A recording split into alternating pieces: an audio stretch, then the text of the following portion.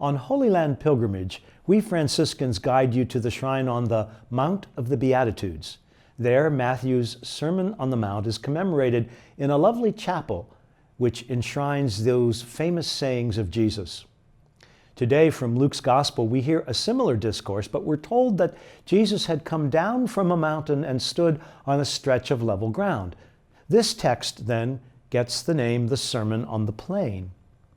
In reality, we don't know specifically, other than someplace in Galilee, where either of these two sermons took place.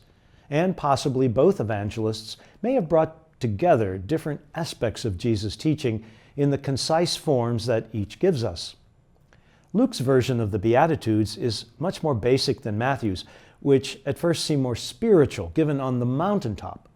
Luke's Jesus comes down from the mountain, down to the plain, where he talks directly to the poor. You who are hungry, poor, weeping, hated, insulted, denounced by others, you are blessed, he says. At first, this is a hard saying, harder than Matthew's poor in spirit or hungering and thirsting for justice. Luke is saying you're blessed when your stomach's growling or when you're on welfare or homeless. What's up with that? It certainly isn't saying that it's good to live in abject poverty. No one in that position wants to remain there. Jesus goes on to list woes, those who are rich now, well-fed, laughing, popular. What's he getting at?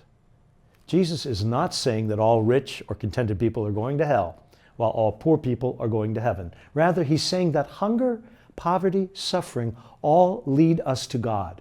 A growling stomach reminds us where the bread comes from in the first place. Having good things, blessings, should also lead us to God in gratitude. In the end, to be a part of the kingdom proclaimed by Jesus, we are to be rooted deeply, in the words of Jeremiah in our first reading today, like a tree planted beside the waters that stretches out its roots to the stream.